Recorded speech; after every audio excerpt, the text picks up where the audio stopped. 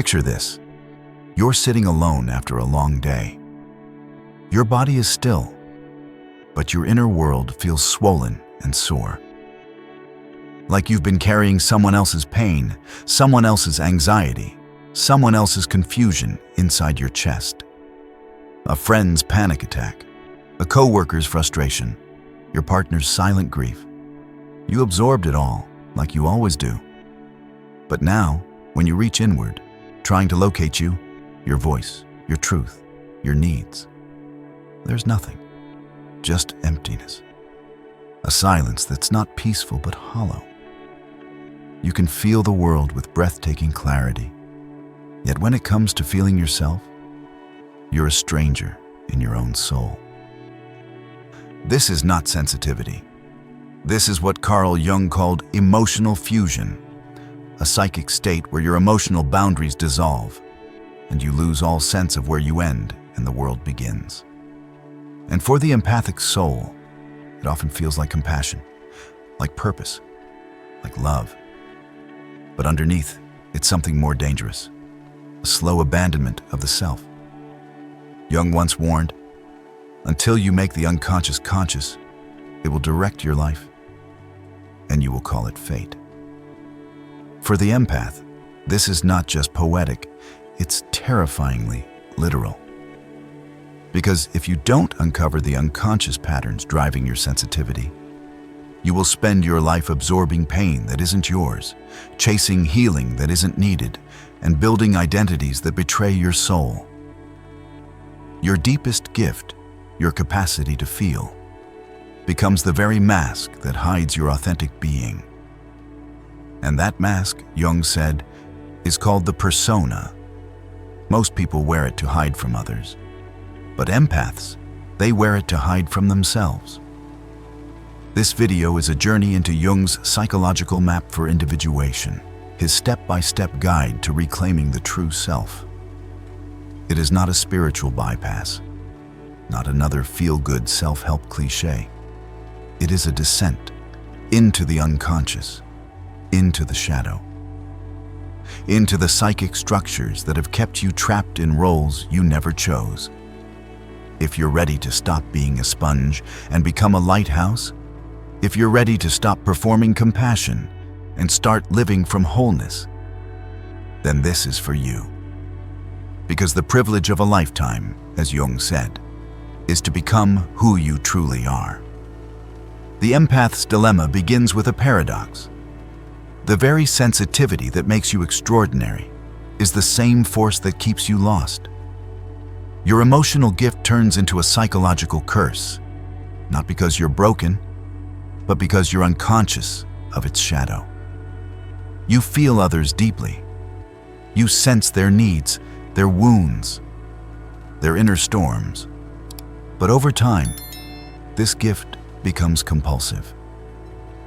You don't just empathize, you merge. Jung described this state as a kind of emotional possession, where the contents of others' psyches invade your own. He warned of participation mystique, a phenomenon in which individual consciousness is overtaken by collective emotion. You feel what others feel, not by choice, but by reflex. And then you call that reflex love.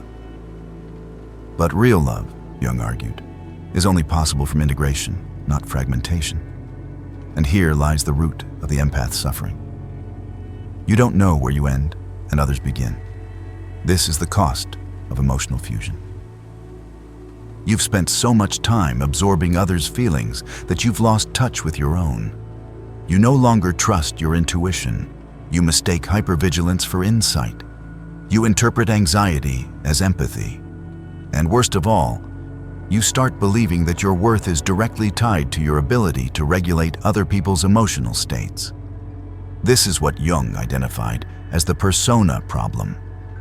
The persona is the mask you wear to navigate the world, a necessary social tool.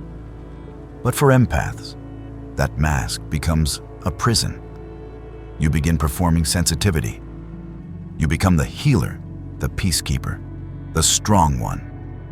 You scan every room like a psychic sponge. adjusting your energy to keep everyone calm. And you mistake this role for your identity. Jung taught that the stronger the persona, the more the true self goes into hiding.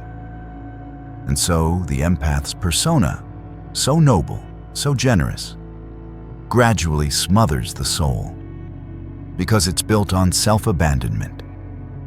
Every time you put someone else's feelings above your own truth, you strengthen the mask and weaken the self. But perhaps the most dangerous part of this persona is that it feels good. Every time you calm someone's anxiety, you get a hit of validation.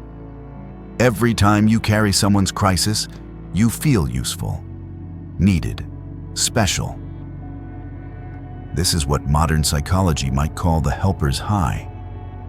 But Jung saw something deeper: the unconscious craving for significance through suffering. You begin to depend on being needed to feel alive.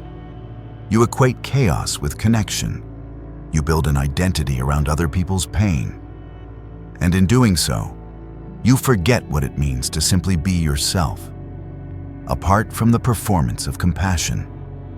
Jung warned that the persona, no matter how well crafted, is ultimately unsustainable. Eventually, it collapses. Not because you failed, but because the soul can only be ignored for so long. The empath's burnout is not a breakdown. It's a summons, a psychic cry for return. So where do you begin? By facing what Jung called the shadow. Because buried beneath the persona of the sensitive savior is a rage you've never voiced, a need you've never honored, and a self you've never truly met. And when you dare to face it, without shame, without pretense, without performance, you begin the true journey. Not away from your sensitivity, but deeper into it. Not to become less empathic, but to become a conscious empath. Someone who feels deeply, but no longer disappears. Because individuation doesn't ask you to stop caring. It asks you to care without vanishing. Carl Jung wrote, "One does not become enlightened by imagining figures of light, but by making the darkness conscious." For the empath, the first step toward true selfhood is not more love, more service, or more giving. It's shadow work. And that shadow is not what you think. You see, the empathic shadow doesn't always look like darkness. Sometimes it looks like kindness, like sacrifice, like spiritual superiority. The need to be needed becomes a hidden addiction. You pride yourself on being the one who understands, the one who stays, the one who feels everything. But Jung warned us, when we disown parts of ourselves, our anger, our selfishness, our boundaries, they don't disappear. They go underground, and from there, they control us. Beneath the empath's soft exterior lies a complex psychic ecosystem of suppressed rage, unacknowledged pride, and hidden manipulation. You were taught that anger isn't spiritual, that to be loving is to be endlessly available. So you swallowed your rage when your boundaries were violated, when your needs were ignored, when your pain was dismissed, and called it compassion. But what Jung discovered is that unexpressed anger doesn't vanish. It metastasizes. It leaks out as passive aggression, victimhood, and emotional withdrawal. You start to punish others silently, not because you're cruel, but because you've never been taught how to honor your own fire. This is the empathic shadow. It's not about shame, it's about integration. Jung insisted, the shadow, when recognized, becomes a source of renewal. When you finally turn toward the part of you that resents being everyone's emotional dumping ground, that secretly feels superior for being the chosen healer, that longs to scream instead of smile, you reclaim your power, because there's truth in that darkness. A truth that says, I matter too. My rage has wisdom. My needs are not a burden. But there's a darker truth still. Sometimes, the empath uses sensitivity as a weapon. You manipulate through guilt. You control through suffering. You withdraw your care to punish others. Not because you're evil, but because you've been conditioned to equate love with control. Jung described this unconscious dynamic as projection. You cast your disowned traits onto others, calling them narcissistic, toxic, selfish, when in fact, they are carrying the qualities you've refused to integrate within yourself. This is what Jung called becoming a shadow hunter, obsessed with the darkness in others, blind to your own. You don't want to be the villain. So you become the savior. But the savior complex is still a mask. And every mask, no matter how noble, separates you from the self. Shadow work doesn't make you less empathic. It makes you whole. It allows you to feel without rescuing, to serve without controlling, to love without losing yourself. Because true compassion isn't the absence of boundaries. It's the integration of your humanity in all its fierce, messy, radiant complexity. Eventually, the mask begins to crack. At first, it feels like fatigue. You're tired of being the one everyone runs to, but no one stays for. You're tired of calming storms you didn't create, of fixing crises that aren't yours, of holding space when no one holds it for you. Then comes the disillusionment. The persona you built, the healer, the empath, the strong one, it starts to feel fake, like a costume you can't take off. This is what Jung warned about. The stronger the persona, the more the true self is repressed. And when the repression becomes unbearable, the collapse begins. But Jung was clear. Collapse is not pathology. It is the psyche's attempt at healing.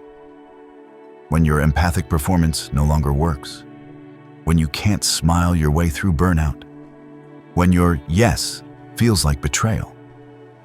This isn't failure. It's the beginning.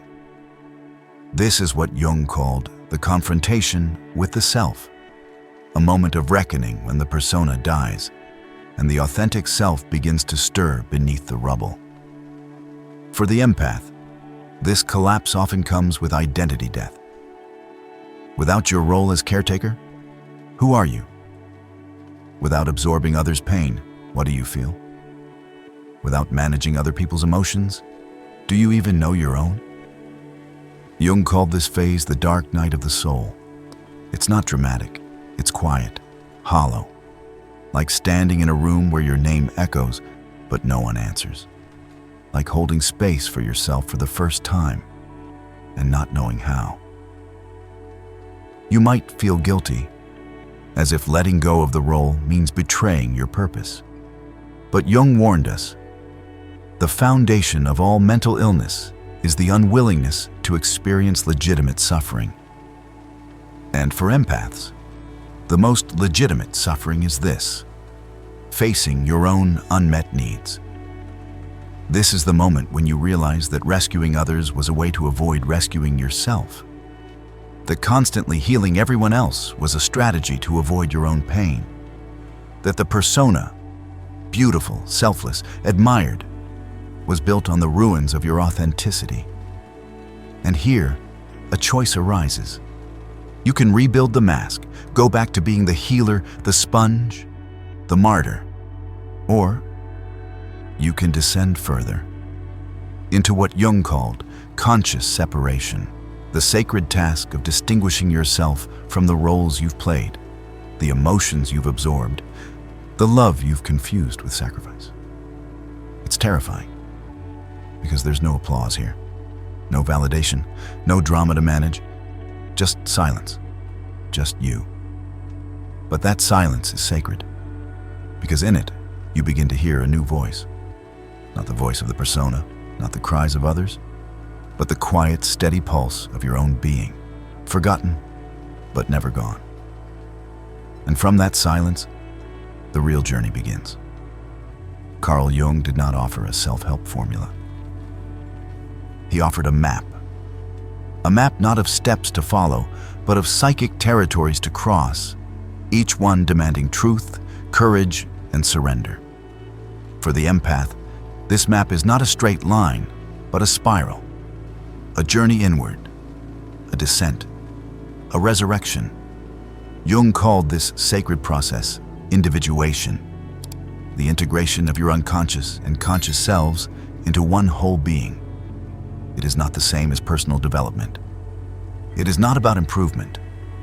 It is about remembering who you were before the world told you who to be. The first stage is shadow integration. This begins when you consciously acknowledge what you've rejected in yourself. Your anger, your need to be needed, your superiority, your fear of being ordinary. You stop pretending that you're always giving from love. You start seeing how you've given to be seen. Jung taught, the most terrifying thing is to accept oneself completely. Shadow work isn't about fixing, it's about facing. For the empath, this means owning that not all your healing was pure. That sometimes you stayed in painful relationships because you didn't know who you were outside of them. That sometimes your help wasn't help, it was control in disguise. This truth is hard. It feels like dying. But something new is being born. That brings us to the second stage, persona dissolution. Now, the mask begins to fall. You stop being the strong one. You say no. You disappoint others. You stop fixing everyone else's emotions. And it feels like betrayal. But in truth, it is liberation. This is what Jung meant by the collapse of the false self. It is the unraveling of the persona that kept you loved but not known, praised but not seen. It is the part of the journey where you walk into the void. Not because you're lost, but because you're finally alone with your soul. And in that void, something stirs.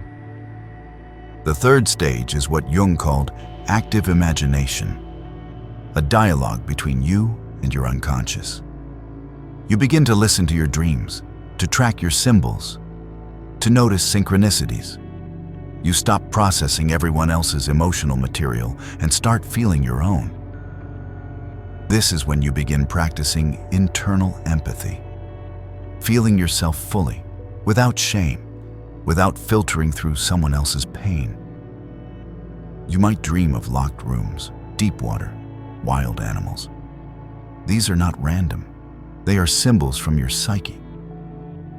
Jung taught that dreams are the small, hidden door to the deepest parts of the soul.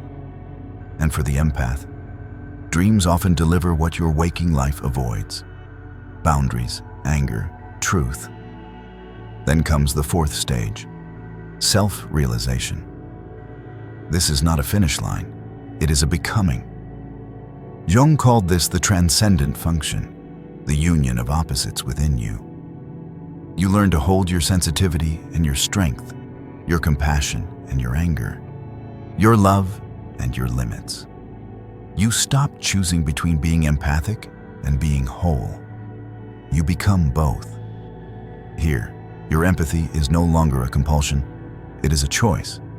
You can feel deeply without being consumed. You can help without disappearing. You can love without self-erasure. Individuation is not a perfect ascent. It is a spiral.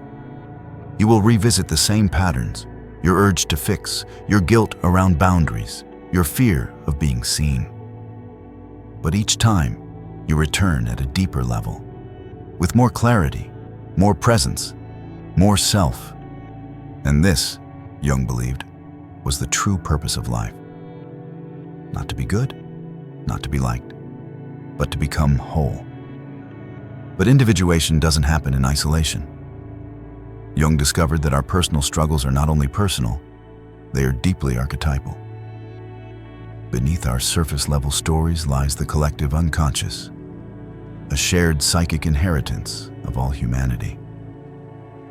Empaths, Jung observed, are especially porous to this realm. You're not just feeling someone's mood, You're unconsciously tapping into ancient patterns: the wounded healer, the savior, the victim, the mother. And these archetypes can possess you without your knowing. You think you're helping. But in truth, you may be inhabited by the savior archetype. Someone activates the victim pattern around you, and your psyche reflexively becomes the rescuer. You don't choose it, it happens to you. Jung called this archetypal possession.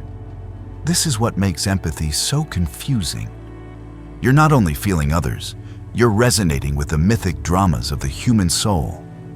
And when you're unaware of this, your life becomes a stage for archetypes to act out their unfinished business. Jung warned that unless you develop archetypal awareness, you will confuse these patterns with identity. You'll think you are the wounded healer, when in fact, that's just one pattern rising from the depths. Individuation requires that you become the witness, not the actor. This is why Jung placed such importance on dreams and synchronicities. These are the language of the collective unconscious.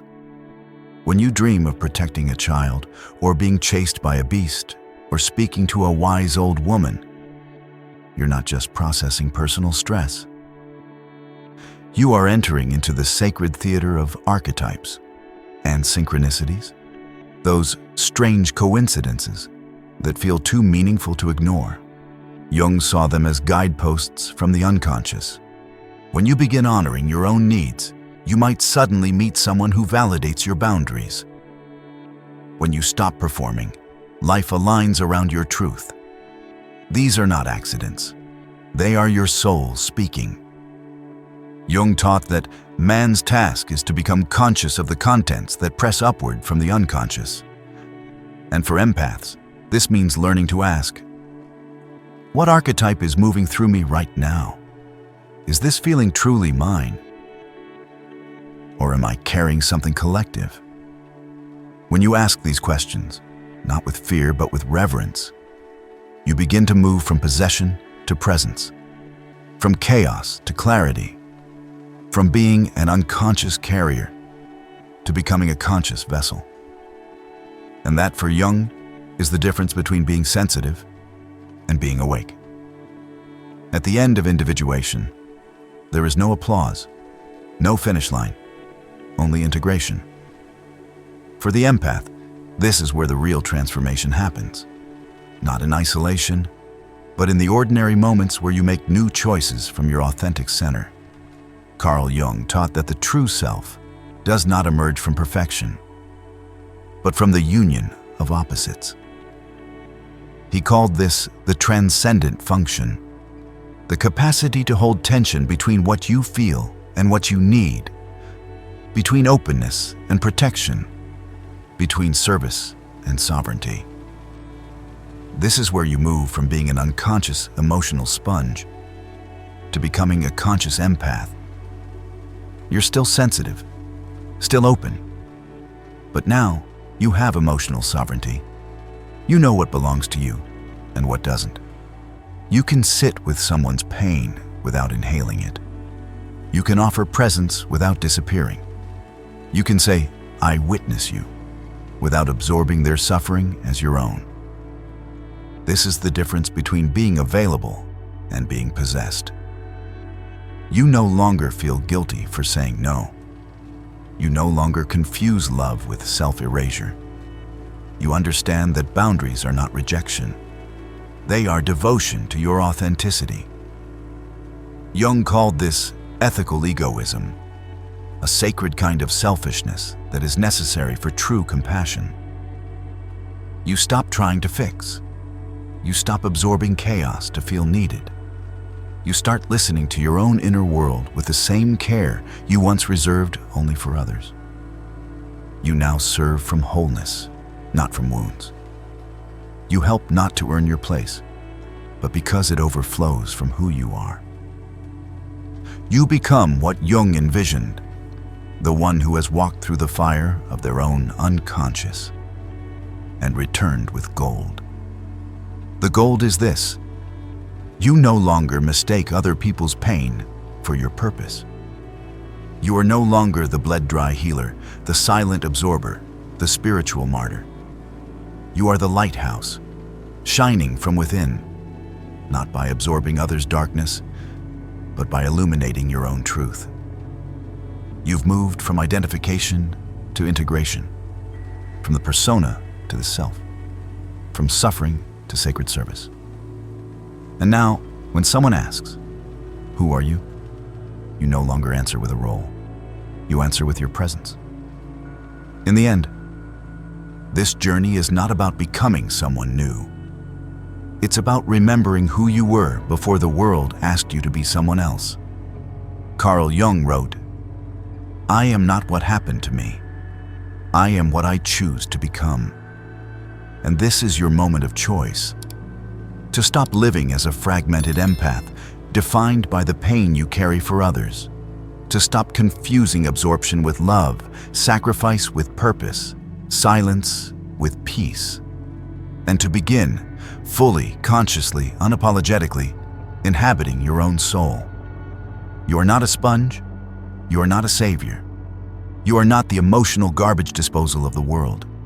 You are a mirror, a witness, a sovereign, sacred being whose sensitivity is not a flaw, but a compass.